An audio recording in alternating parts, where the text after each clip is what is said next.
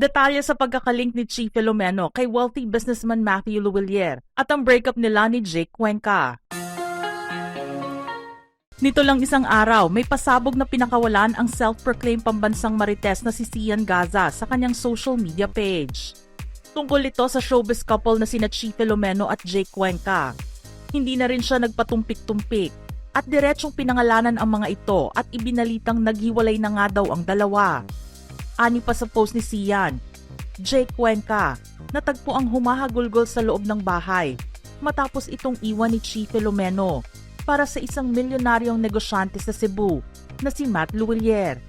Atin-atin lang muna, wag na lang sana makakalabas. Salamat. Ikinagulat nga ito ng maraming tao dahil ang alam na kwento sa dalawa ay masaya ang kanilang pagsasama na kinakiligan din ng mga netizens. Nakita naman din kasi kung gaano sineryoso ni Jake si Chi at ipinaramdam ang pagmamahal sa dalaga. Pero hindi lang yan ang banat ni Sian sa kanyang post dahil nasundan pa ito ng pagsasabi tungkol sa ugali ni Chi na kinaiinisan daw niya dahil sa isang pabor na hindi nito tinupad. Ayon dito, 2 taon na ang nakalilipas nang mag-reach out siya kay Chi para sa isang mahalagang bagay. Pero ang tagal daw bago siya nakakuha ng reply mula sa kanya. Sumama daw talaga ang kanyang loob at iyon din daw ang ugaling pinakaayaw niya sa isang tao. Pakiramdam kasi niya ay nabaliwala siya nito. Sinabi rin niya sa kanyang post na kukuha siya ng tamang oras at maghihintay kahit matagal pa ito. Dagdag pa niya na imbes na maging kakampi siya ni Chi, hindi niya ito tutulungan ngayong iniwan niya si Jake para sa ibang lalaki. Ipinaalala naman niya sa mga kaibigan o mga kakilala niya na wag niyo ako babaliwalain dahil nagtatanim ako ng sama ng loob at darating yung araw na ipaparamdam ko sa iyo na dapat pala ay pinahalagahan mo ako. Ipinaliwanag ni Sian na hindi siya naninira ng tao. Binobroadcast lang niya sa buong bansa yung kasiraan na sila din mismo ang may gawa.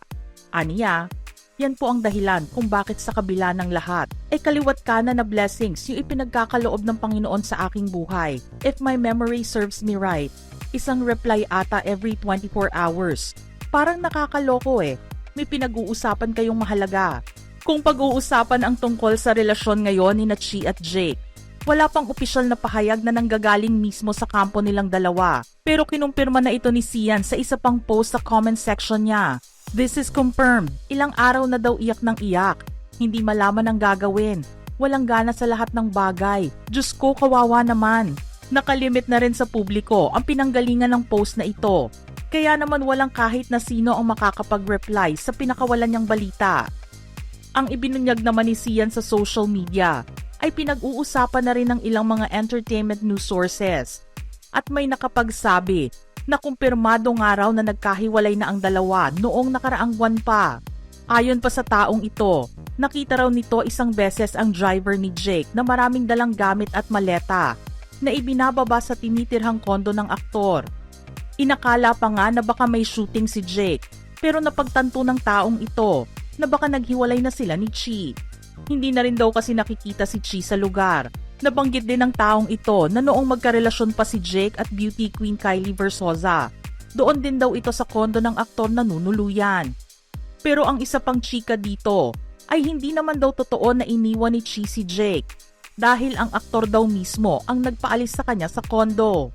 Ipinabalik din daw ang mga gamit nito sa bahay ng pamilya nila. Sa pagtingin naman namin sa IG accounts ni na Jake at Chi, mapapansin na hindi na rin sila nakafollow sa isa't isa. Nabanggit din ng source na ito na mayroon na di umanong bagong dinedate at nagpapasaya kay Chi ngayon. Ito ay sa katauhan ng isang mayamang negosyante na kilala ang pangalan sa probinsya ng Cebu.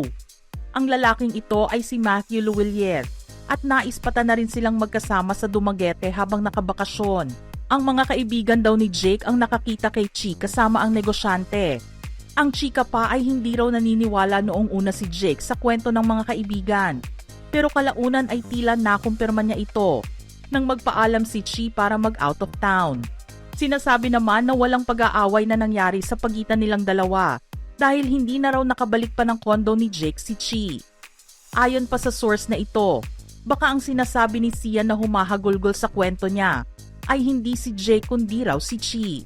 Ang nababalitang negosyante kay Chi na si Matthew Luwilier ay galing sa angka ng mga Luwilier na kilalang nagmamay-ari ng M. Luwilier, na isa sa mga nangungunang non-banking financial services company sa bansa. Siya ang ikalawa sa tatlong mga anak ni Joanna at Michael Luwilier. Ang kanyang nakatatandang kapatid ay si Michael James, at ang bunso naman ay si Miles.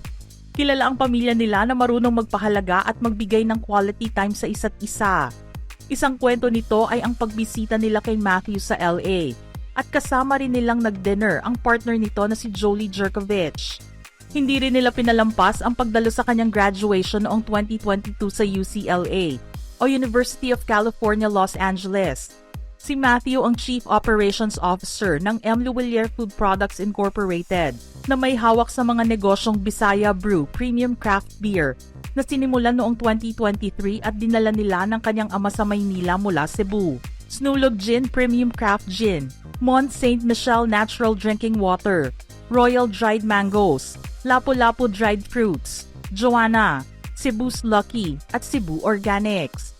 Present naman ang pamilya nila sa inauguration at blessing ng M. Luwilier Botanical Garden sa De La Salle University noong March 1, 2025.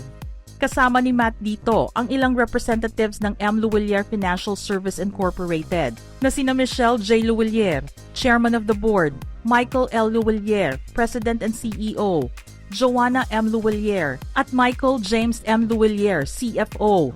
Ang kanyang lolo na si Henry Luwilier, na honorary French consul noong 1970s, ang unang nagtaguyod ng kauna-unahang chain of pawn shops noong 1935, na kilala rin sa tawag na ahensyas. Ang opisyal na pahayag tungkol sa nababalitang pagkakalink ni Chief Filomeno kay Matthew Luwilier ay wala pang kumpirmasyon na nanggagaling mismo sa kanilang dalawa.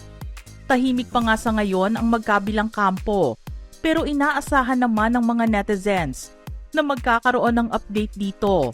Subalit tila may pa-sneak peek na rin si Chi dito dahil sa isang post niya sa IG na may hawak na beer. Ang nakalagay sa caption, "Not a fan of beer normally, but this Bisaya brew changed it." Si Matthew ang isa sa mga founders ng nasabing brand ng beer. Matatandaan na walang takot na inihayag ni Jake Cuenca noong 2023 ang pagkagusto nito sa aktres at performer na si Chi Filomeno, at tinawag pa nga niya itong Totga, o the one that got away. Nag-date kasi sila noon ni Chi pero dahil pareho silang abala sa trabaho, nahinto ang pagkikita nila. Maswerte na lang daw siya dahil nagkaroon pa ng second chance. Nagsimulang makilala ni Jake si Chi noong nagsisimula pa lang ito sa showbiz at nakita niya ang passion niya sa trabaho. November 27, 2022, sa Christmas Ball ng Star Magic, naglakas ng loob si Jake na lapitan at kausapin si Chi. August 2023 nang una silang maging open sa public tungkol sa kanilang pagde-date, pero kahit lumipas ang ilang buwan, ay hindi nila direktang inaamin ang estado nito sa maraming tao dahil gusto nilang maging pribado ito. Mga ka-showbiz peeps, ano ang inyong reaksyon sa ating istorya ngayon? Type your thoughts in the comment section below.